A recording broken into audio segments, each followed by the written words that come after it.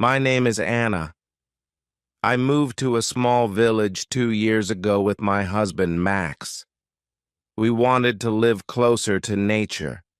There is fresh air, a river, and a beautiful forest nearby. It's peaceful here, and we love it. We plan to have children soon, and we think this is the best place for them to grow up. We met our neighbors soon after moving. Their names are John and Lisa. They are the same age as us, and they don't have kids either. We started doing things together. We go on picnics, and sometimes we look for mushrooms in the forest. Life was simple, and everything was great. John works far away. He has to leave for weeks or even months for his job. Lisa often feels lonely when John is away. She started asking for help with different things around the house. Max and I always tried to help her. I noticed that she started asking Max for help more and more. She would ask him to fix something in her house or help her with the garden. At first, I didn't think anything of it. Max is always kind, and I trust him. But then I saw something strange.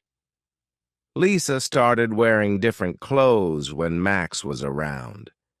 Instead of normal house clothes, she wore fancy dresses, and she always smiled at Max in a way I didn't like.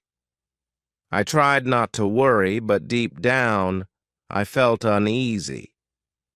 Max didn't seem to notice anything at first. He thought he was just helping a neighbor. But then, he started staying at Lisa's house longer than usual. I would wait for him, wondering what was taking so long. He told me he was just helping with small things, but I could feel something was wrong. One day, I asked Max, "Why do you spend so much time with Lisa?" He looked surprised and said, "I'm just helping her out. She needs help with her house because John is away." I nodded, but I didn't feel better. I started to watch them more closely. When Max went to Lisa's house, I would find reasons to visit too. I wanted to see what was going on. Every time I went over, Lisa would act like everything was fine. But I could see how she looked at Max. It wasn't friendly anymore. There was something more in her eyes, something that made me uncomfortable. One evening, Max came home late again. I asked him why he was late. He told me he was helping Lisa fix her car. I didn't believe him. I didn't say anything, but I knew something was going on. I couldn't stop thinking about it. I started dreaming about Lisa. In my dreams, she would try to take Max away from me. I woke up feeling angry and scared. I knew I had to talk to Max again, but I didn't know how to start. One day I saw Max and Lisa talking outside. They were standing too close, and Lisa was laughing. My heart started beating fast. I couldn't take it anymore. I went outside and asked them what was going on. Lisa smiled at me, but it wasn't a friendly smile. "Oh, Anna, we were just talking about the garden," she said. I looked at Max. He didn't say anything. He looked guilty.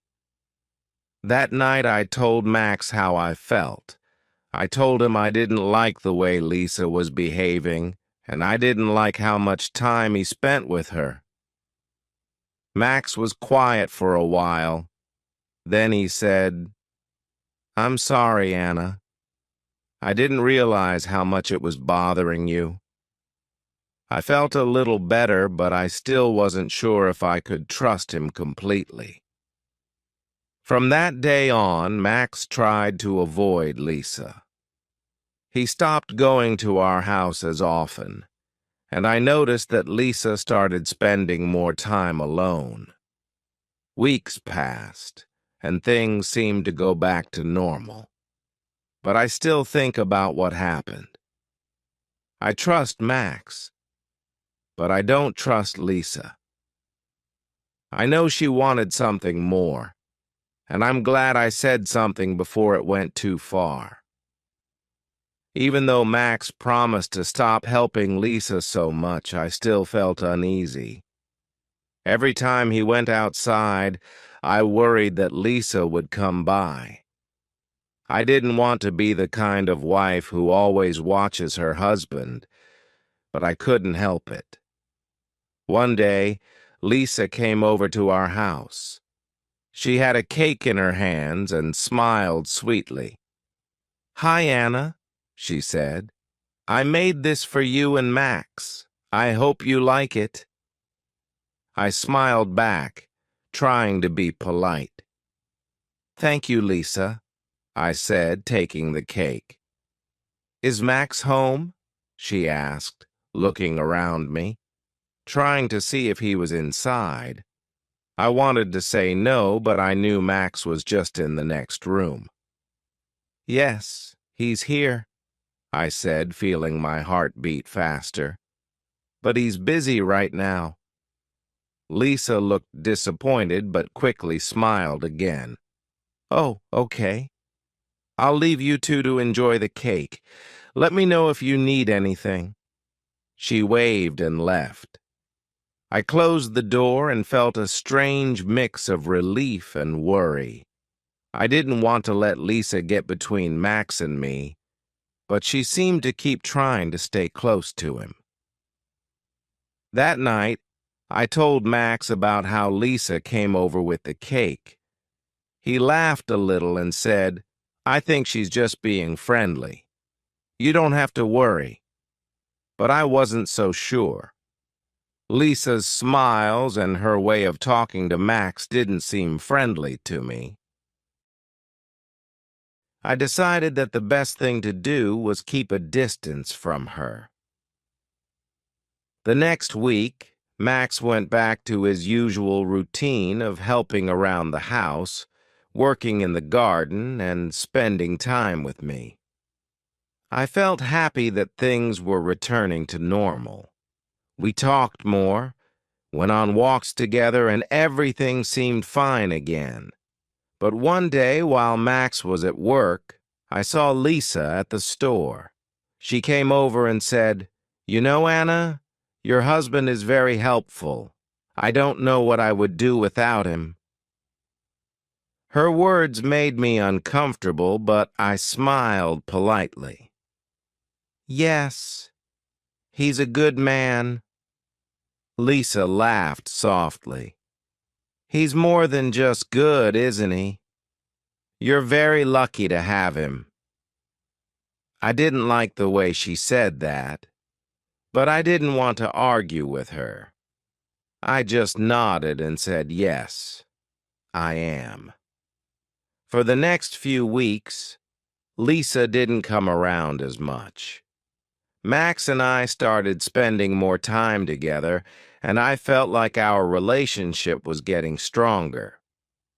I wanted to believe that everything was okay, but part of me still didn't trust Lisa. One afternoon, Max came home from work and told me that John, Lisa's husband, was coming back soon. I felt relieved. I hoped that once John was back, Lisa would stop trying to get close to Max. When John returned, everything seemed to change. Lisa stopped asking for Max's help, and we didn't see her much anymore. I felt a huge weight lift off my shoulders. It seemed like the problem had solved itself. Max and I continued to enjoy our life in the village. We went on trips together, worked in the garden, and talked about starting a family. I was happy again, and I started to forget about the whole situation with Lisa. One evening, as we were sitting outside watching the sunset, I looked at Max and felt grateful. I realized that I needed to trust him more. He had always been there for me, and I knew he loved me. I didn't want to let my fears ruin what we had. I turned to Max and said, "I'm sorry if I ever doubted you." Max looked surprised. "Doubted me? Why?" I smiled. "Because I love you, and I know you would never hurt me." Max took my hand and said, "I love you too, Anna.